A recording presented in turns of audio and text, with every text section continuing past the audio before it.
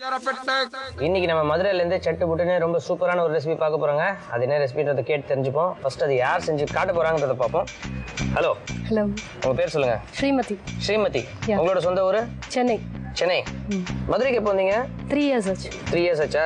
மதுரை பிடிச்சிருக்கா? பிடிச்சிருக்கு. ஓகே, இன்னைக்கு எங்களுக்கு என்ன செஞ்சு காட்ட போறீங்க? இன்னைக்கு வந்து நான் ரவை அப்பம் பண்ணி காமிக்க போறேன். ரவை அப்பம். ரவையை வச்சு அப்பம். ஓகே, இதுக்கு தேவையான பொருட்கள்லாம் சொல்லுங்க. ரவை, வெங்காயம், தோசை மாவு, மைதா, உப்பு, பச்சை மிளகாய், இஞ்சி, கொத்தமல்லி, கருவேப்பிலை, தேங்காய் துருவினது, ஏலக்காய் பொடி, முந்திரி பருப்பு, சர்க்கரை, பால், எண்ணெய்.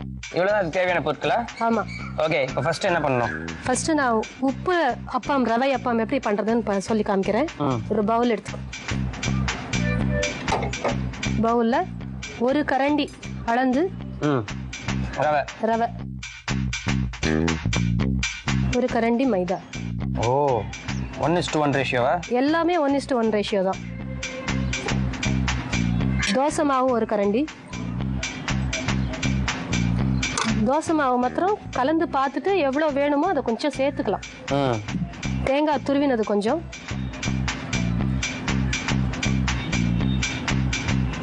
வெங்காயம், நறுக்கின வெங்காயம், பச்சை மிளகாய், இஞ்சி,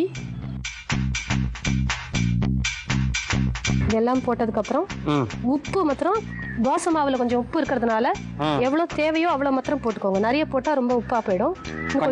இன்னும் கொஞ்சம் போட்டுருங்க போதும். இது எல்லாத்தையும் பிசைஞ்சுக்கணும்.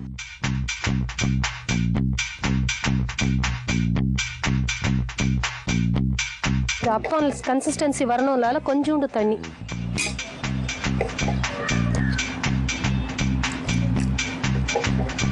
இன்னும் கொஞ்சம் ஊற்றலாமா? ஊற்றலாம். கொஞ்சமாக போதும்.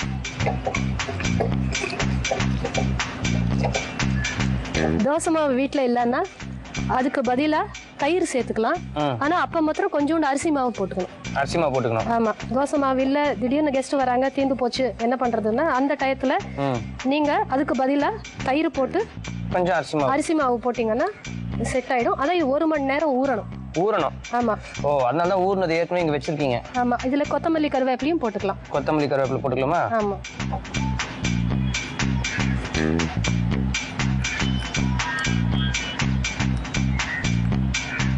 இது ஒரு மணி நேரம் ஊறணும். ஏற்கனவே நம்மளுக்கு வந்து நீங்க ப்ரிப்பேர் பண்ணி 1 hour ஊறன மாவு இங்க வச்சிருக்கீங்க. ஆமா. ஓகே, சோ இப்போ வந்து நம்ம ஊத்திடலாம் இல்லையா? மாவு ஊத்தலாம். அடுப்பை பற்ற வச்சிருங்க. கடாய் போட்டு கடாய் சூடாகுது. சூடானதும் கொஞ்சம் எண்ணெய் விட்டு வச்சுக்கணும். எண்ணெய், நெய் எது வேணுமோ அவங்க ஆப்ஷனுக்கு. சில பேர் நெய்யில் விட்டால் அப்போ நல்லா இருக்கும். ஆனால் எண்ணெய் ஹெல்த் கான்ஷியஸாக இருக்கிறவங்க கொஞ்சம் ரிஃபைன்ட் ஆயிலாகவே போட்டுக்கோங்க.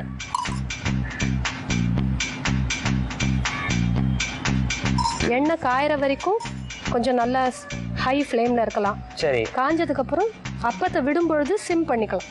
சரி. இது என்ன மாவு வச்சுருக்கீங்க? இது வந்து இதே வந்து ஸ்வீட்ல செய்யறதுக்கு ரவை அப்பம், ஸ்வீட் அப்பம். அதுக்கு என்னெல்லாம் போட்டிருக்கீங்க?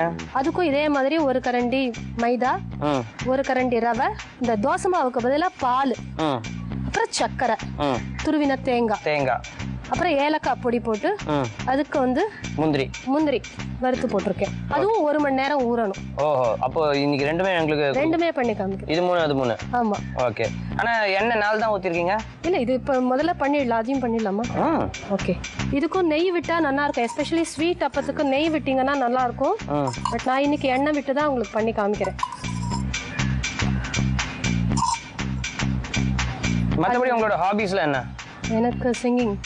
அப்போ ஒரு பாட்டு பாடுங்களேன். ஞான விநாயகனே சரணம், நல்லதெல்லாம் தரவே வருவாய் விரைவாய். ஞான விநாயகனே சரணம், நல்லதெல்லாம் தரவே வருவாய் விரைவாய். ஞான விநாயகனே தானம் தவம் கடந்த மோன நிலை அளிக்கும் ஞானானந்த தபோவனத்தே வீற்றிருக்கும் ஞான விநாயகனே.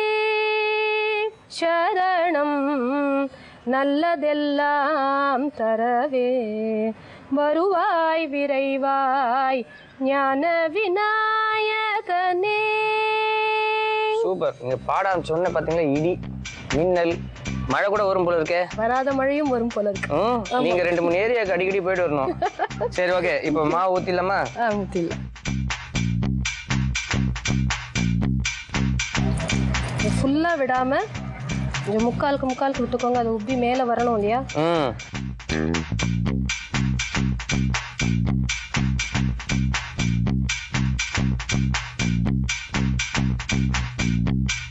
இப்போ 3 ஸ்வீட்டு. ஆமா, இப்போ ஸ்வீட் ஒன்று நெக்ஸ்ட் பண்ணிடுறோம்.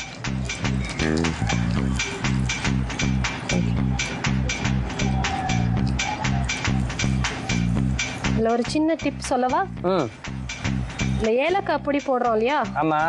அந்த ஏலக்காய் பொடியோட ஜாதிக்காய் சேர்த்து போட்டீங்கன்னா வாசனை ஆள் தூக்கும், ஊரெல்லாம் தூக்கும். அப்படியா? எப்பவுமே அந்த ஏலக்காவையும் ஜாதிக்காவையும் சேர்த்து நீங்க மிக்சியில அரைச்சி வச்சுக்கோங்க. அந்த மிக்சியில அரைக்கும் போது கொஞ்சம் சுகர் போட்டுக்கோங்க. நல்ல நைஸா தோல் கூட நல்லா இதுவாயிடும். ஏலக்காய் தோல் ரொம்ப நல்லது. நம்ம தோல் நீக்கிடுறோம் எப்பயுமே.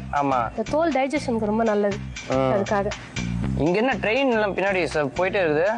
ஆமா, எங்க பக்கத்துல மதுரை ஸ்டேஷன் இருக்கு. அப்படியே சவுத் ஏரி குச்சி போயிடுவீங்களா? போலாம், ஒரு பாலம் இருந்தா போயிடுவோம். அப்படியா? இங்கேருந்து அவ்வளவு பக்கம் தான், ஒரு 3 கிலோமீட்டர் 2 கிலோமீட்டர்ஸ்குள்ள வந்துடும். சரி, பட் போக முடியாது. இப்போ இது வந்துட்டே இருக்கு. திருப்பி போட்டுடலாமா? பாருங்க, இப்படி எடுக்க வந்துடும்.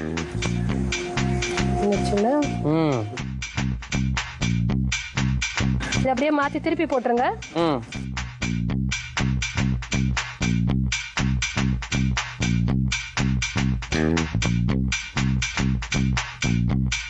இதோட சட்னி கிட்னி எதுவும் வேணாமா?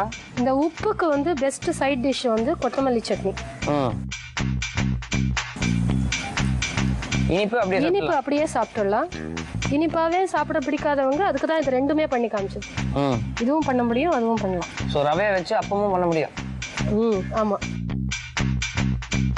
நல்ல பொன்னேரமா மாறணுமா இல்ல அப்படியே எடுத்து சாப்பிடலாமா? இல்ல, இது அவ்வளவுதான். அவ்வளவுதான். எடுக்க வந்துடுச்சுன்னா அவ்வளவுதான். சூப்பர். உங்களுக்கு அது எடுத்துலாமா? கொடுங்க.